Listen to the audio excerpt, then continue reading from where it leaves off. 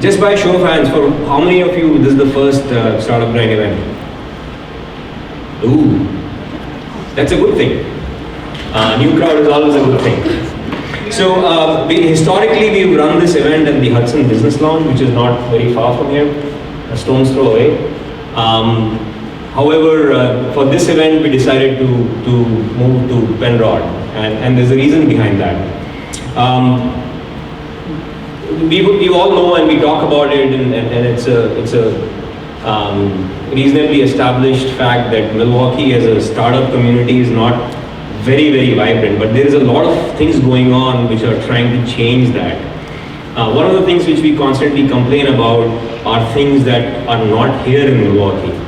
And we felt that what we do not do enough of is appreciate what has already been accomplished. And for that reason, we decided to come here to Penrod. Chris decided to host us very graciously in his locations. Penrod is in the 5th year of existence. And by golly, look around. This is what year 5 can look like for those who are either already in startup mode or aspiring to be in startup mode. This is an awesome facility.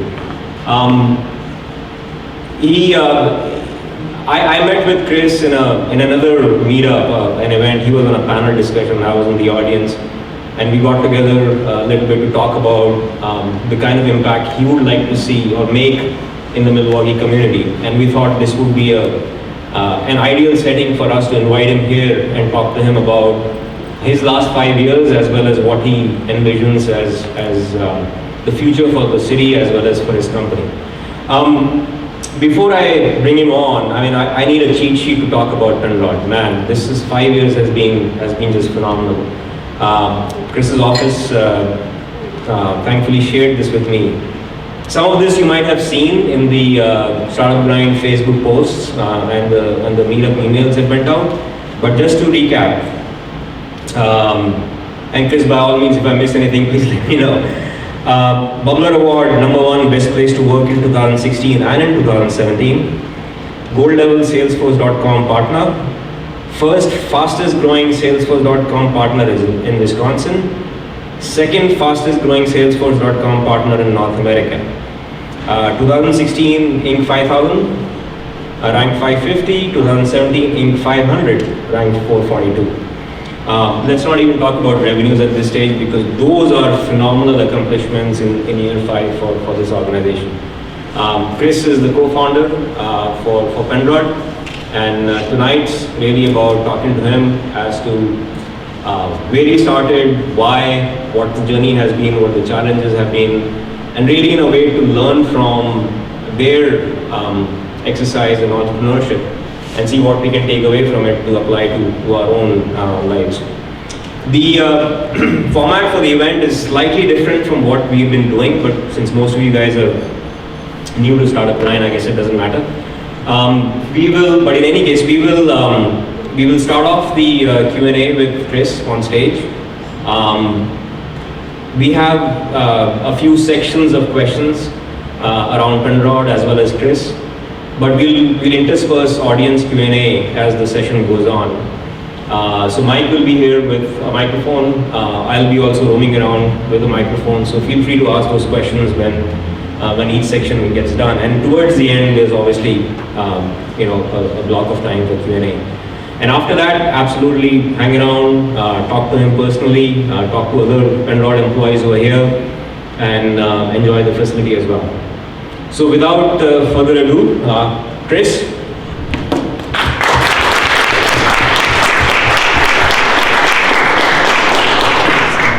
Sure, whatever you want.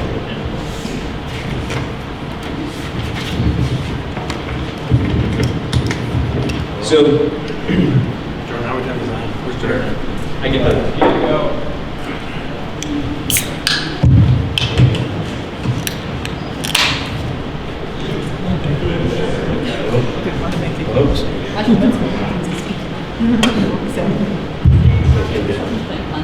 We run to new mics, so I don't know how to use these ones. Little technology company. Hello, check. Yeah. Close. So before we started, I was telling Chris here that he will sit up here alone, and I'll be walking around. I guess you didn't like the idea. I'll just stand. Okay, so let's get this started. And like all startup grind events, we start right from the very beginning.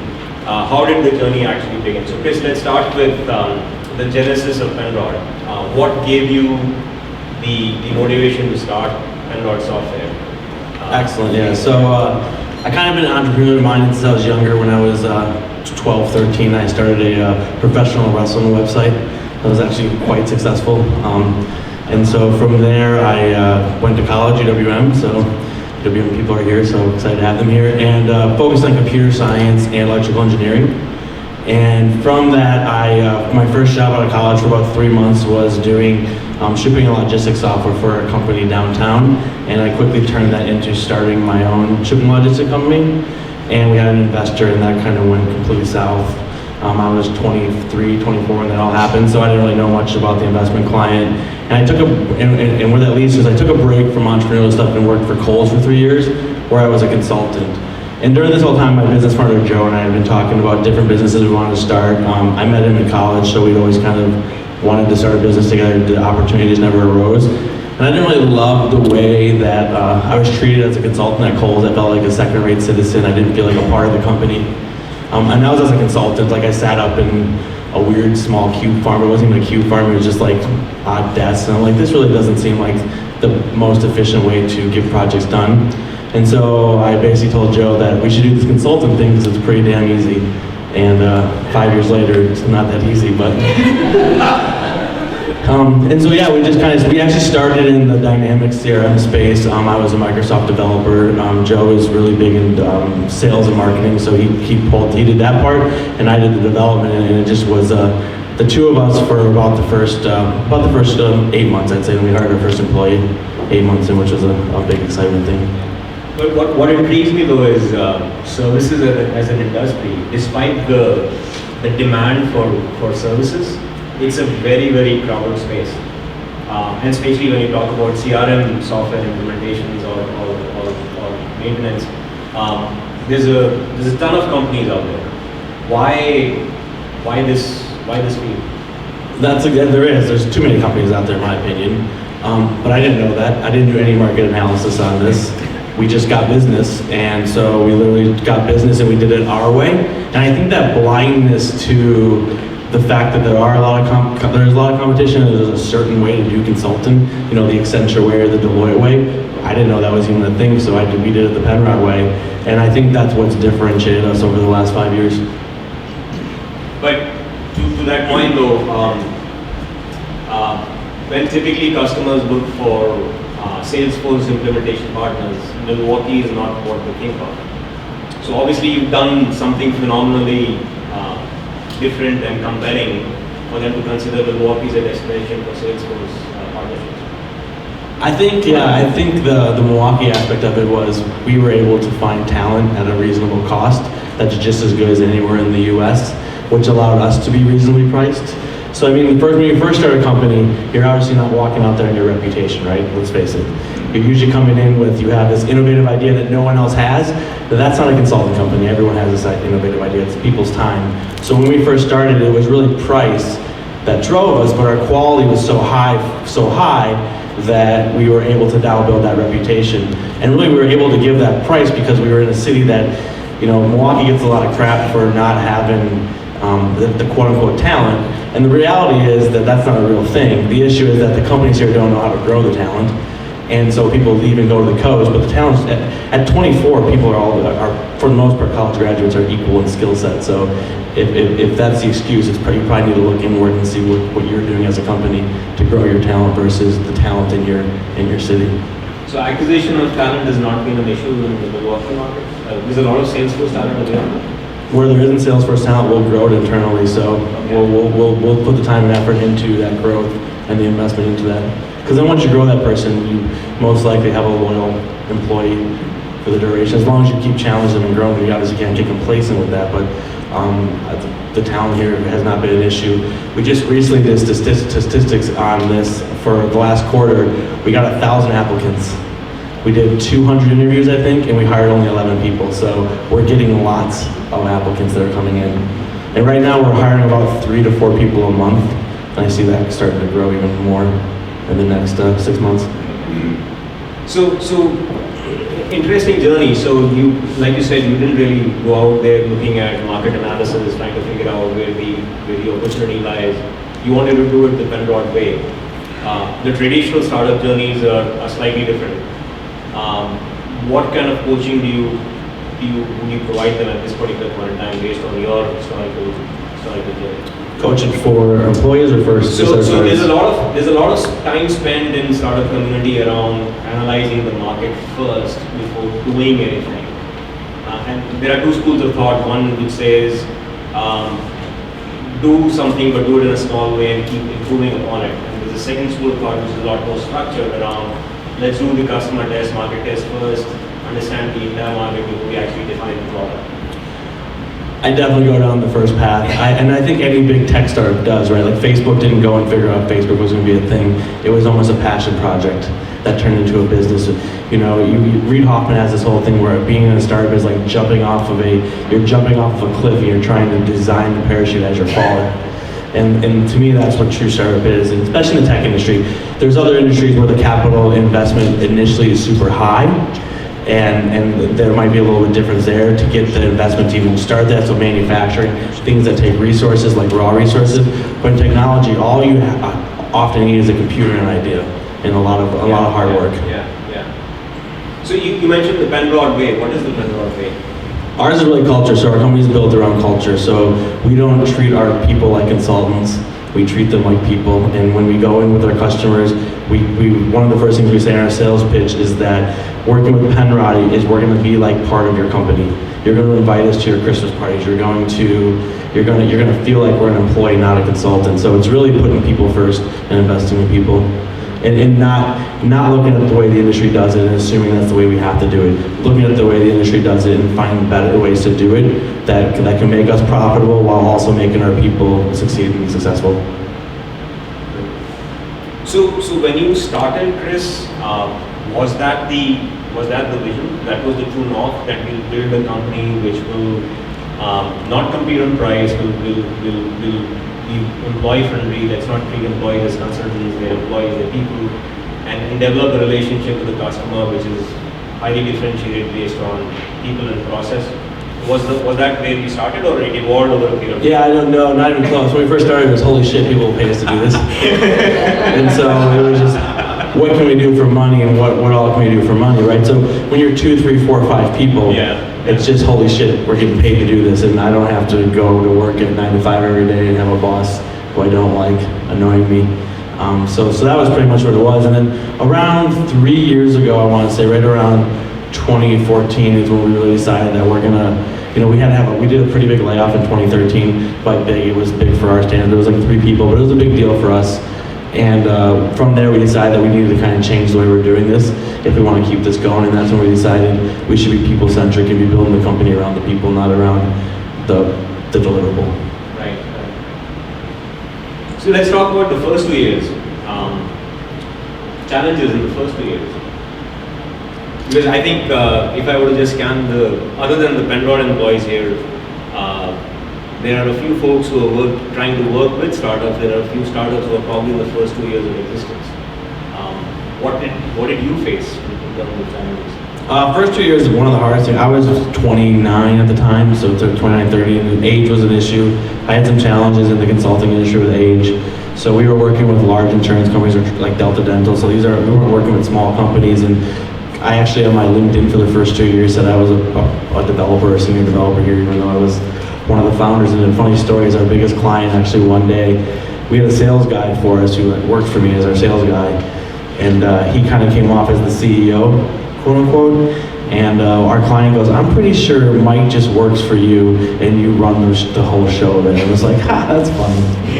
So it was kind of getting the confidence that it doesn't really matter your age, and then just being naive to the fact that you could fail. Like I didn't even think about that, and just kept working through. Like we would have months where we didn't know if we were going to make payroll. We had plenty of months where I didn't make any money. and being able to weather that and also not let that affect the work was probably the biggest challenge in the first 2 years, and just getting your identity. So we've always equated our business to a child, right?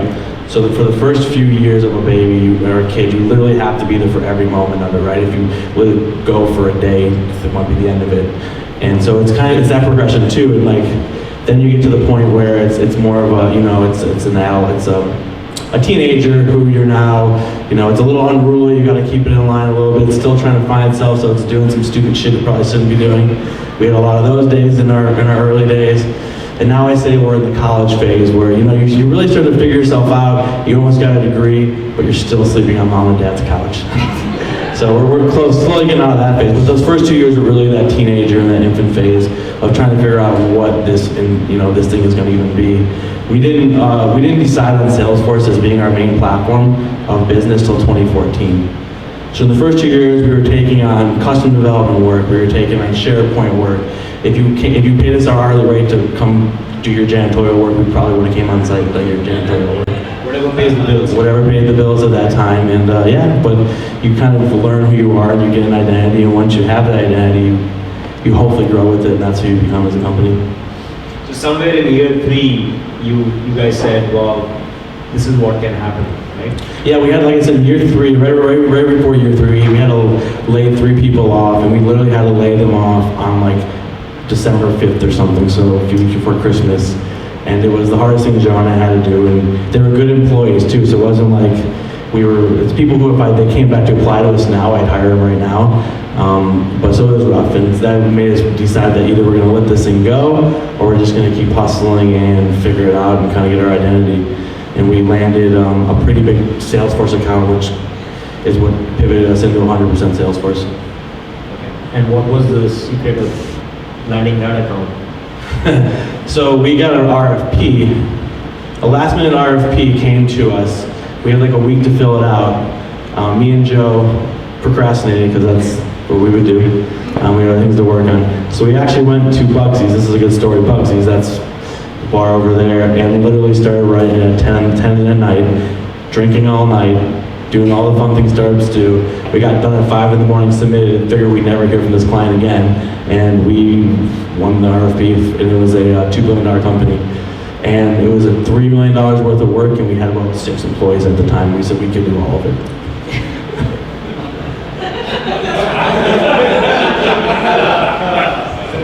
We kept that client for 2 years. And we had they basically have taken it all internal and moved on with it, moved on from us, but it was like a mutual part, but it was we turned that into a 2-year relationship that really fueled the growth of our company. So it was a $6 million deal over about 2.5 years worth of time.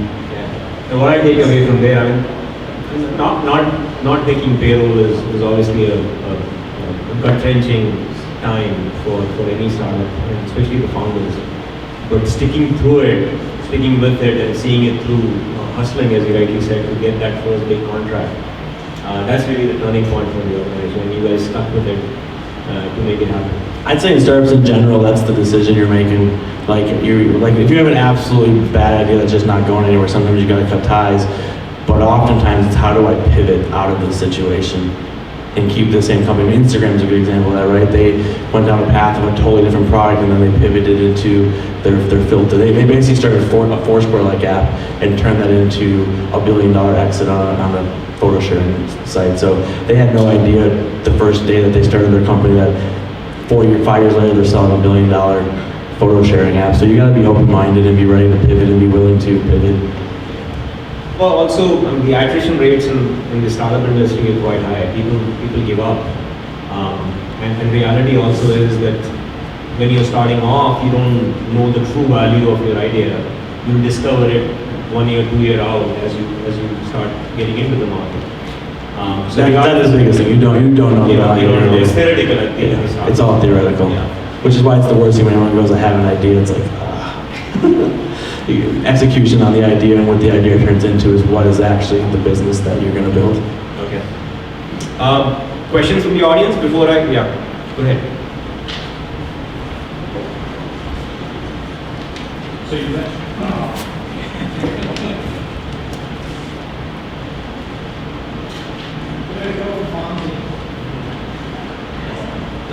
tried.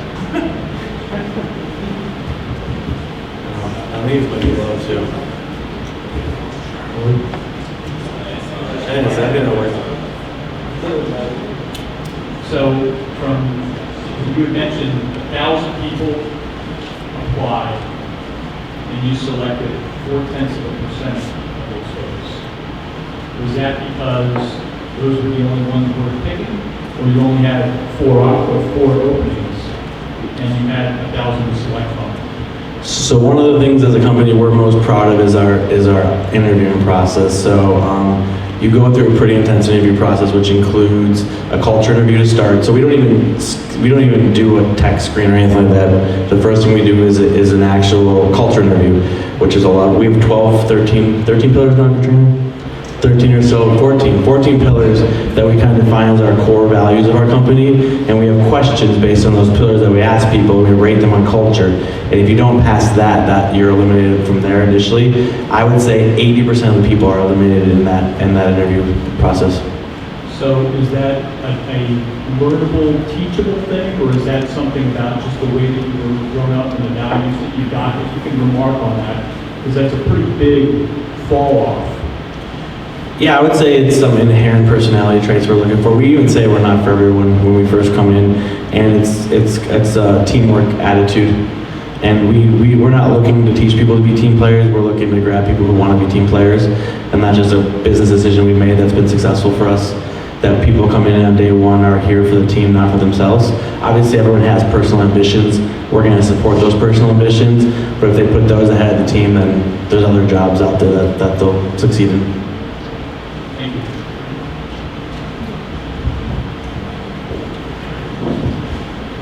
Firstly, congratulations to all the Thank you. recognition you've got so far, and rightly so. You've got the parachute design, perhaps after you, now you've got the wings. Question is, a lot of this remote products, the Salesforce.com, partner and service provider on that. Which way are you headed? Will you stay? Is this becoming a specialist services consulting business or consulting business you have to grow? Yeah, right now for sure consulting is where we're going to stay. We've had talks of doing like products maybe, and that could happen like small products or supporting things that we can sell as intellectual property. But every single time we try to go down the path of building that, we're so busy on our services side that it's difficult to make that. As we grow, maybe in the future when we have more, access working capital, we can make those decisions. But we're at 100%, probably 120% capacity rate right now, and so we really don't. You want to stay with? Yeah, and so we expand. So we do everything in Salesforce. We're actually just in this month building out a marketing cloud practice, which is their big exact target marketing services, and we're looking at maybe other potential verticals like Workday or something, but we haven't even tapped. I would say below the iceberg of what we can do just with Salesforce.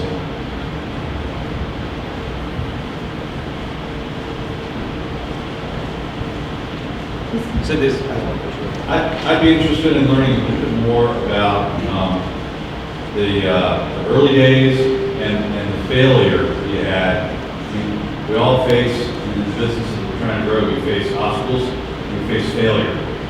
And I was with a group back east that when we celebrated failures, every time someone folded the tent, we had a cake party. There was a great learning moment there. And I'd like you to share with the group a little bit about what you faced and how you faced it, if you could. Yeah, so like I said, when we really didn't have our identity, our biggest failures were one, pricing. We didn't know how to price. That's always a difficult part, right? So we would basically take a job for whatever we can, and then when we would go over, let's say 1,000 hours, and this is even hyperbole, we would just do that for free. I mean, we've done that up until a few years ago. We're trying to get better at it. But those types of things put us in situations where we couldn't make payroll, we had to make tough decisions, or I was unable to sleep for a month or two. And we just kind of looked at them and worked through them and learned from them and readjust from them. And we still today make failures. Like we will make decisions that don't work, and we'll try to implement them. One thing we do it a lot less now, but we used to make changes on a dime. Literally, we would see something not working, we would just stop doing it, and we would completely change course. And That worked when we had 20 people. It doesn't work when we have 50 plus people in 4 different offices as much anymore. So we're getting a little more mature on that, and a little better with that. But even to this day, we have, failures. We had an amazing Q4 last year, and we oversaturated the number of projects our team could handle, and we're working through the complications that come from that. So no matter what in a business, you're going to have failures, whether you're, a multi-billion-dollar business or you're making $200,000 a year, and it's really how you learn from it and overcome it that matters, and don't let it be the thing that you die on the hill for. Sorry, you. Is most of your business coming locally? No, the majority of our business is national. Is national? Yeah, so- Any particular area that's been? Most of the East Coast, I'd say. East Coast and Central, so we don't do much West Coast. It's a long travel, first off, so you're getting anywhere it's like 4 hours, and it's very competitive. We're looking to expand to the West Coast, but we would probably put an office out there if we did. And so that's still a slow thing, but most of our business is here to the East Coast. So, first couple of years, and I finally figured the microphone out. That's good. That's awesome. I can apply for a tech job. The first couple of years, the challenge was more around customers, money, not enough beer in town, and so on and so forth. You're in year 5. What's the biggest challenge at this point in time, if you can share? Money. It still is. It always is. Well, we are 100% bootstrapped. So the whole company started with a $1,000 investment. Me and Joe put $1,000 into the company. That's been what we've invested since day one. No raise. Yeah. No capital raise. No capital raise at all. And we're growing fast. So our growth of the last 3 years was 990%. And we have a really good sales team and a really good delivery team. And our sales team is expecting people to start projects quick, and our delivery team wants to finish quality products. So it's always that balance of how do you hire capacity, how do you make sure you make payroll. Now we have also HR concerns because we're 50 plus people. I mean, you're just, before when you're 5 people, you can just tell people to shut the fuck up, do your job. Doesn't work so well with 50 people. A lot less. Some days I'd like to do it, but it works a lot less now. So it's just different challenges. I love that we have this team. We kind of built this new team out. We have this engagement management team, and today they sent their first customer survey that we got a response back on, and that was kind of this huge milestone. And I had little to do with that, so it's great to start seeing things happen. But you also have to let go and let the team do it. And there's a trust level that when you're a founder, is difficult to always, as my team would probably say, always give up. So over the 5 years, Chris, Milwaukee as an environment for a startup, whether it be capital availability, and I know you guys didn't raise money that way, but customer availability, talent availability, has Milwaukee been a barrier, or it actually helped you get to the point where you are today? The reason I asked that question is there's a lot of conversation in town about what do we need to change in Milwaukee, whereas sometimes we kind of overlook the good part about Milwaukee as well. Yeah, I like to say Milwaukee definitely helped us get where we are.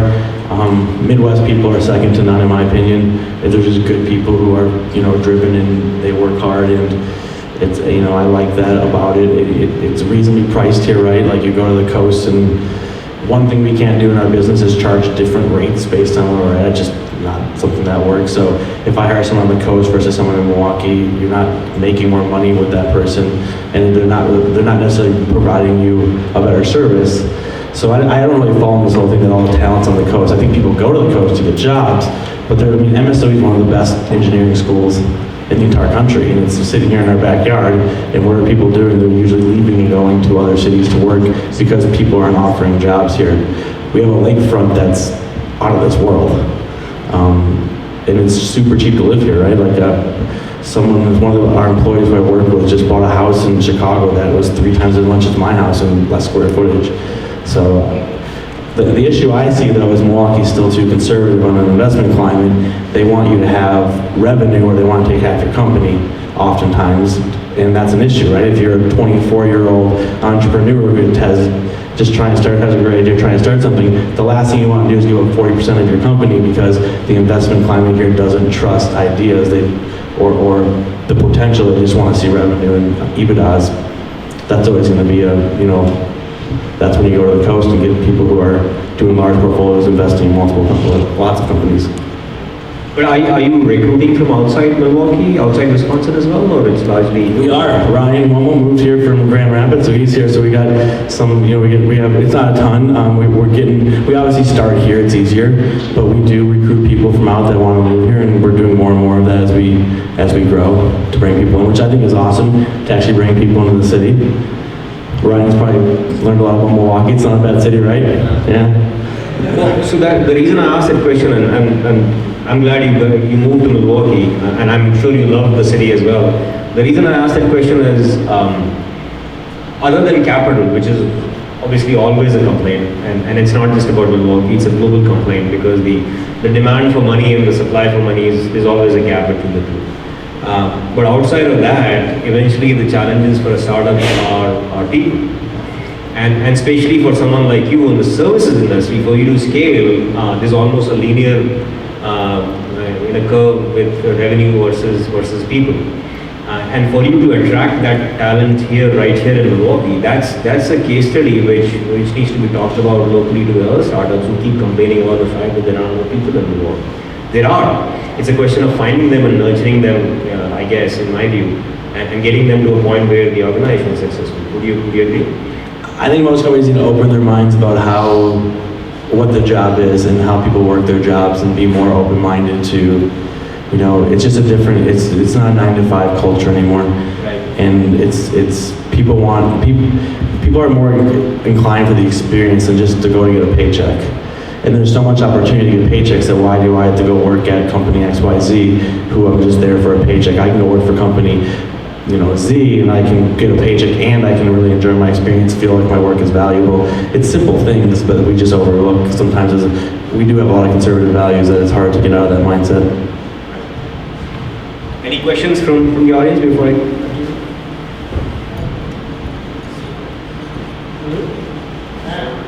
I'm obnoxious.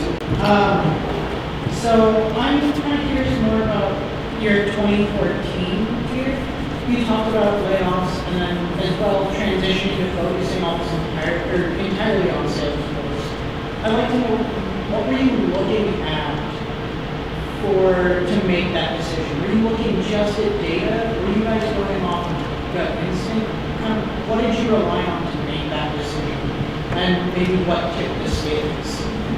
That was all mentorship. So when we got that big deal in 2014, a Salesforce sales rep called us up, and we had no idea how the whole ecosystem worked or how you apply yourself to Salesforce, and they help you sell and you sell alongside them. So up until that time, we were doing all the sales ourselves. This multi-million-dollar deal, we closed without any help from Salesforce. And so he basically mentored us on this is, you want to attach yourself to one horse. You don't want to be a Dynamics partner and a Salesforce partner and a SharePoint partner, because no one's going to give you the business you from that. So really that was a case of mentorship, which I think is one of the things that we didn't do enough of in the first 2 years, would be get the right mentorship. A good example is we didn't have a lawyer until 2014. So we went the first 2.5 years in a consulting company that's working with PHI data without a lawyer. And I look back at that and I'm like, holy shit, that was stupid.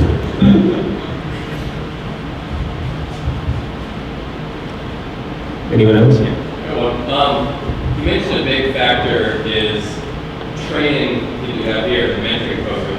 Can you give some specifics on how you do that? Something we're working on to get better at, because definitely onboarding is a hard thing for us because we hire a lot of people reactively. We actually had a meeting a few weeks ago about being more strategical in hiring and having a longer onboarding. But it's when we have a structure in our teams that we have a team lead, and we have a specialist on that team, so that lead can now mentor that specialist and build that specialist up. And the hope is that we then grow that specialist into a lead, and we do that through, we also pay for any training they want. We've never said no to someone saying, hey, there's this training I want to go to, it costs this much, is there an issue with that? We get a lot of opportunities from Salesforce for training in Chicago, in San Francisco, that we send people to. There's these things called trailheads that we do one of the interesting things we do is we have what we call pods. So If anyone wants to take a walk through our office afterwards, we can show you that. But we have these different pod systems where 4 people sit at a desk, and every quarter you change where you sit, so that way you're sitting with a new group of people. And we do these things called pod challenges every quarter, and the winning pod gets a prize. And it's not a small prize. Last quarter's winner is going to the Packer-Bear game, the limo up to the Packer-Bear game, pretty decent seats to watch that game on the Thursday night game in a few weeks. So it's worth it. So we will do challenges where if you get so many trailhead points, you get so many pod points. And Salesforce is very heavy in certifications, so we do a lot of challenges around the certifications. And we make it friendly competition. Like we have people in our office who will compete with each other on, hey, I got this cert, I have 14 certs, how many do you have? So we do a lot, we try to make a lot of the stuff we do as organic as we can, so that way it's not being forced. Because the moment it's organic, people actually believe in it and get behind it. That's like we have the room over there, or the ping pong room. Most companies you go to, that stuff's just not used. It's used here because we're not like forcing it. It's just another room that you have to use if you want to, or you don't want to, and people have organically chosen to go down there and use those things.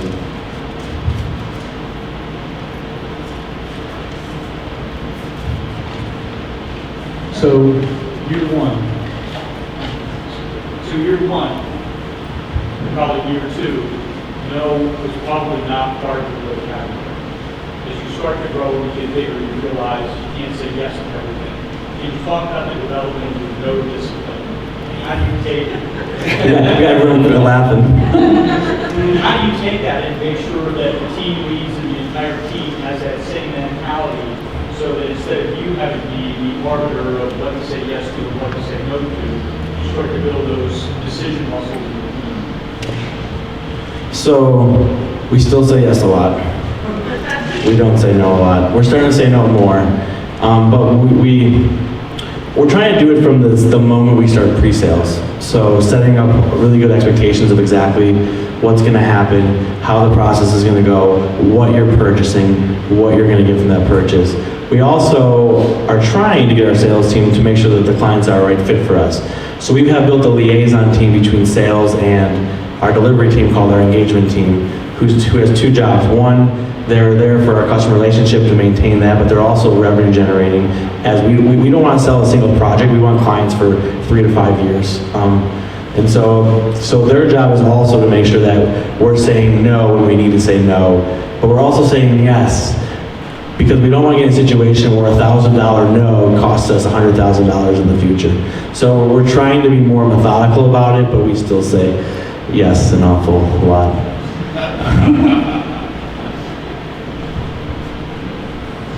Did you ever consider raising capital to facilitate growth? I mean, you're one of the fortunate startups and Bootstrap, great respect for all of that. But was there ever a point where it was tempting to get capital because you could, do things that you otherwise couldn't have done? And was there ever any investors approaching you because they saw your growth and they had terms that you just basically declined? And I'm curious to kind of know if it ever came up. Yeah, our growth, oddly, has been kind of quiet. Like we got Best Place to Work in 2016 and 5,000, but we're not super well known in the city until really the last probably 3 months. We got the 500 and we've been more open to like the media stuff. The biggest thing we did prior to this was like the Lunar Series. So no investors really came to us. And I think we would have been immature to take it then because we didn't know who we are. I would be more open now to raising capital. We will give up a lot less equity for a lot more money and be able to now, I think we've kind of, like I said, we're graduating college, this is who we're going to be, we're going off and starting our career, and I think this is the time that feels right to me if we were to raise capital, but before that it was never a thought, it was always just what do we need to do to make sure we make enough money to get through. And most of it is, you want to be honest, most of it is I just didn't know how to raise capital. And I was working 120 hours a week and didn't have time to care to know how to raise capital. And we didn't have a lawyer who told us, here's how you raise capital, or we didn't have an accounting firm to help us with that. Our accounting books up to the last 2 years are a nightmare at best. So I'll use that as a segue and try to be a little introspective. So phenomenal 5 years. Granted, the first couple of years were struggles, which typically are for any startup. You're hitting a major milestone in terms of revenue this year, hopefully. Employee growth is sound. You're also opening up new offices across the country. And for me, when your office shared the numbers, prior to this, I used to be in the services industry. The first thing I looked at was not revenue, but actually revenue productivity. And I was talking to you about that. That's growing year on year as well, which is just phenomenal. So everything's fine. Looking back, would you do anything differently? Not start a services company. No, that's a joke. Not an answer I was expecting. No. I don't really know if I'm never good with like the looking back and what would you do different, because I don't know how then things would have turned out. I've never been like a regret person. There's only one direction for me, it's forward. That's a stupid answer, but that's the real answer. No, it's not. I don't think it's a stupid answer. So for those of us in the room who are starting out their own ventures, or those who are aspiring to, in Milwaukee area, what are the 2 or 3 pieces of advice you would give them? You need someone who, and it can't be a significant other or a spouse or any of that stuff, who you can just unload on. So and just have those conversations with about the hard times, right? Because they're going to be the one, and it has to be someone who props you up, because if they're pulling you down, it's over. But like, a good example is, I don't know who's familiar with rentcollegepads.com. We kind of came up with them at the same time. So Dom, the founder over there, was kind of one of the people we go to and be like, here's the shit that we're dealing with. And he's like, oh, it's the same stuff I'm dealing with. And it's like, oh, okay. We're both dealing with this, so we can kind of go with that. And I also had a co-founder. Having a co-founder gives you the ability, when you're having those really bad days, you can kind of yin and yang off each other. Because really, it's the key, in my opinion, to being successful in a startup is getting through the bad days, and not just saying, okay, why am I doing this when I can make 3 times as much money and I can go work for a job and work half the hours I'm working. So it's getting that mindset out of you, because no matter how entrepreneurial you are, everyone's going to have it at least once in a while, especially as you get older and your priorities change and all those things. And I would say having someone who can kind of keep you grounded and let you know that it's not as bad as it thinks right now. Because half of the problems I had then are nothing compared to the stuff that I had after that, and there's nothing compared to the stuff I've had since then. So stick with it, keep going. The key is, I bet most startups, if you look at them, and it's like, why'd you quit it?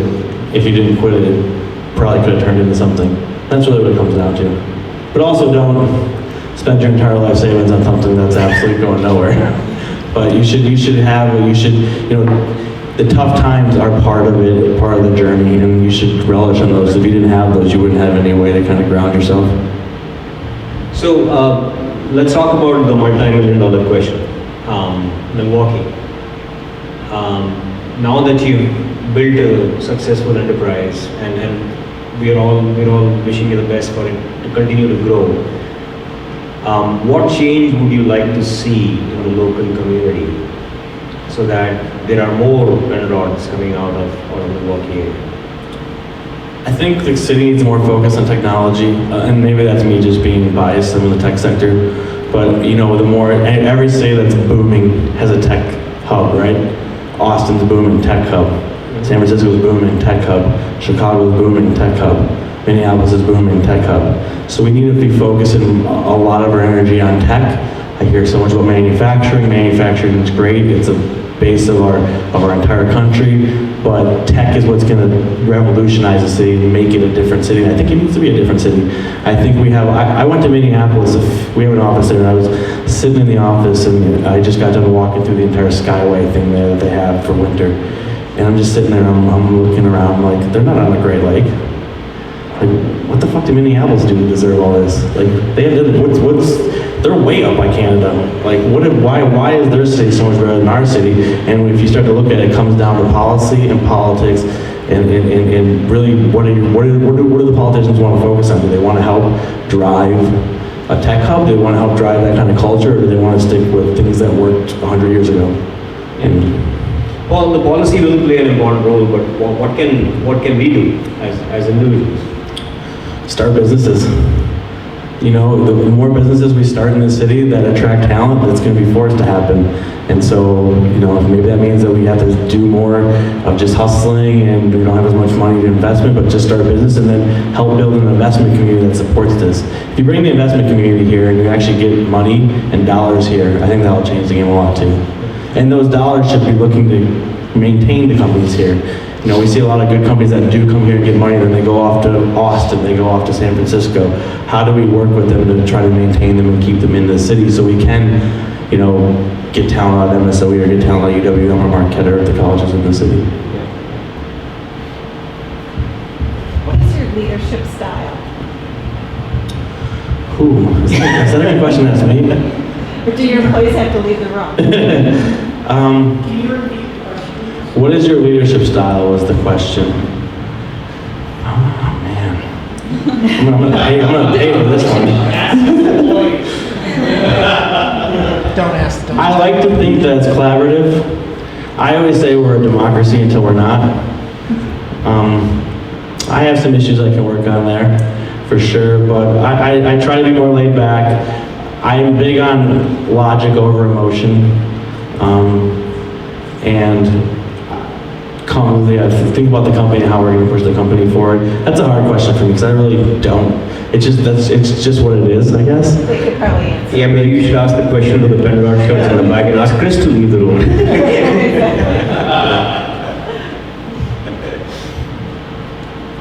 It's weird. I guess this little anecdote. For me, it's weird being an executive or a leader because I still feel like the guy who was busting his ass at 120 hours doing whatever the clients asked. And so to me, I still am stuck in that stage a little bit. And I would say one of the biggest hurdles, challenges I personally had was how do you go from doing everything to letting go of those reins and letting others do it. And I still have days where I need to turn slack off and be like, okay, I'm not going to get involved in this conversation. The team will handle it. But maybe that's part of the Penrod way, and that's something that you should not lose, because in the transition from doing and managing, unknowingly we start building walls as well between the team and the rest, which is really not how it should be. And we're trying to make sure that doesn't happen. It's definitely a thing that we don't want to happen. We don't want there to be a weird hierarchy. We have a management hierarchy. I really like where it's going and how it works. But that hierarchy isn't some weird chain of command. It's just, we have certain layers in the company that exist for purposes, not for notoriety, I guess. Last time I met with you, you had a very interesting comment about acceptance of failure. And that's what differentiates perhaps some of the major tech hubs in the country versus Milwaukee. Do you want to share that? Yeah, so for one of the issues in Milwaukee is how many companies can you name in your hand or entrepreneurs in the city whose first few companies were failures? There's not many. And that's because our investment client doesn't look at that failure as an attempt. It looks at it as literally a failure, and will you fail again on this one? Because at the end of the day, we're looking at things like EBITDA. We're looking at, if you looked at Uber's EBITDA, you wouldn't give them $1, right? I mean, they're losing $600 million a year, but the companies who invested in them have made billions on that investment. So it's just different things that we look at. I think there needs to be a fundamental change in how we invest in this city. And I know there's some, this isn't, it's not every investor, but for this to be a real conversation, it needs to be a majority, not a minority. Yeah, I have a question. Going back, you talked about being proactive in the way that you guys are hiring and switching from sort of a reactive mindset to a proactive mindset.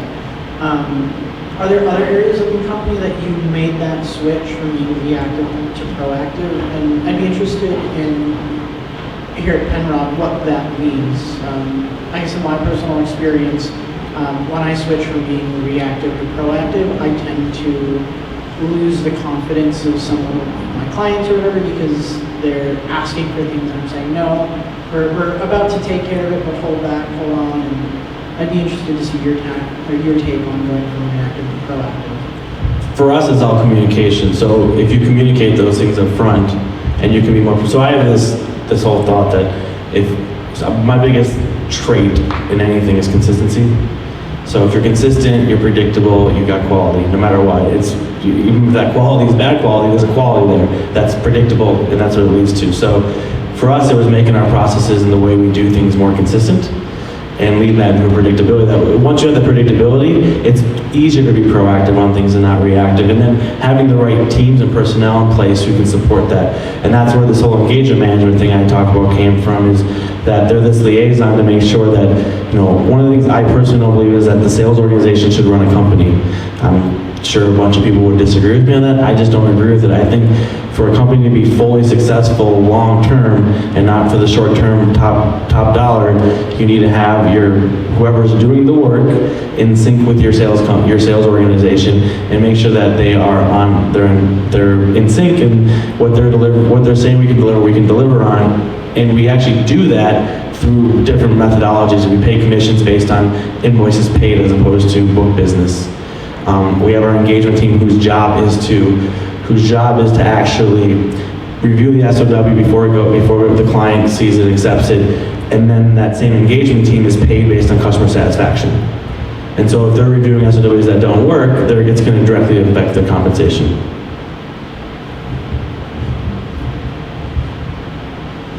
Any other questions from anyone? I'm all out of questions. I'm banking on you guys to ask Chris more. Yeah. Specifically to that. My name's April. Earlier this year, we had a client that was thinking about Easy Tire. They were lamenting how their Salesforce integration was going, and I sent Joe a message, and they had a call scheduled in a couple of days, and 2 different times this client of mine has said what a great job Penrod has done, and they're so happy. So That goes to this team here, so hats off to them. Yeah. that was really awesome. It makes our relationship much stronger. Thanks. First off, thanks for hosting this evening. And also, a quick question. Given your more IT and coding background, how do you deal with the competitive strategies that your business needs to survive? So in basics, there's a lot of other Salesforce.com integrators out there as well as developers. How are you keeping your game ahead of theirs? I'm pretty relentless when it comes to us being quality. I'm sure everyone here can attest that to some level. Our quality can never. We always have to be ahead in quality. I also want us to be innovative. We have this innovative way we do deployments that most other companies don't do. It's a homegrown thing we do. So I'm always looking at ways that we can be technologically advanced and be on the forefront and hiring the right people who can bring us there. And our quality at the end of the day to me is the most important thing. So when I get emails saying we do have issues with any of the project we're on, we instantly mobilize and make sure we fix that. And we don't make excuses to why we did it. We just fix it, retrospect it, and then we move on and make sure we do better next time. And keeping that, we put the client's quality over the money, and that obviously has its challenges, right? Because you're trying to hire and grow, and you're not making as much profit as maybe your competitors are because they're just churning projects. But I feel our long-term, you've seen our growth numbers, and those only exist year over year because we continue to do that and we don't waver from it. And that's something I did since it was just the 2 of us. And part of my thing, my fear of growing out of a doing role was that we would lose a lot of that stuff that we had when it was just 2 or 3 or 4 or 5 of us. And so I've hopefully passed all those values down, and then they get passed down, and it continues to get passed down. And everyone kind of believes in this crazy mission we have to build. We're not here to build a consulting company. We're building a culture company. You're buying our culture when you come work with us. The experience with us is going to be fun. It's going to be rewarding. And at the end of the day, you're going to have a system that you can utilize. And I can't think of any systems we've really built that people aren't at least using. And that's pretty impressive in the consulting world. There's usually a lot of projects that are just botched and people aren't using them. And that happens because we have a reward system in our environment, lots of shout outs, lots of praise, and we're here for our clients, but we're also here for Penrod and to grow this culture. And we want our clients to feel the experience it feels to come into work every day here.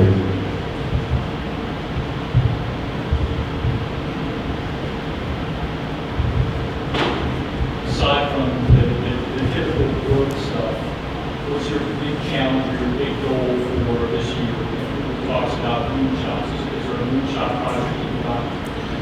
So we're starting a new practice, which is our marketing cloud practice, which will be a pretty big deal for us. And the way Salesforce works is they're broken up into different offices, and we started to work out. So we do a lot of our business out of Toronto and Dallas. And so we're now working out of the Chicago and Dallas, and we're now working out of the Toronto office. And I would just say, for me, I want to have our biggest growth year that we've ever had next year, and so it's setting us up for that. So I want to do 3x our growth this year, or whatever we do this year, I want to do 3x next year. And so there's a lot of ambition behind that, and we want to set ourselves up for that this year.